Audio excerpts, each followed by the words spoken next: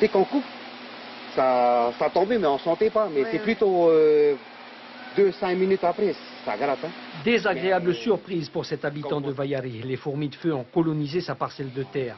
Il a engagé un combat contre cette espèce envahissante pour éviter sa propagation. Le débroussaillage et le feu, mais ses moyens sont limités face à cet adversaire redoutable. On est obligé d'aller dans la rivière, de se frotter avec les cailloux de la rivière, mais ça ne s'enlève pas, quoi. Après, en fait, quand on va à la maison, ça démange toujours. Sans réellement abandonner les champs, le travail, lui, se réduit. Tout se joue en fonction de la résistance à la douleur. À l'origine du fléau, une importation imprudente. C'est une de nos familles. La famille, hein, c'est une femme qui a ramené de ça de Mahina.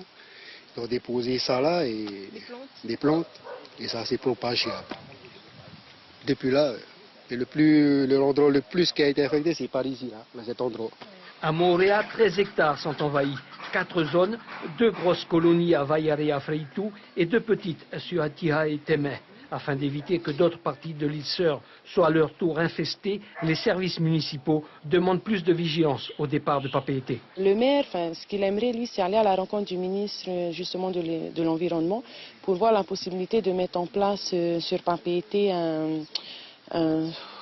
un transit phytosanitaire, parce qu'il faut savoir que ces fourmis de feu, elles viennent de Tahiti, et c'est le fait des échanges de marchandises, c'est comme ça qu'elles sont arrivées sur Moorea. La DIREN envisage d'éradiquer les petites colonies et de contenir les grosses, car la fourmi, elle, progresse de 10 mètres par mois.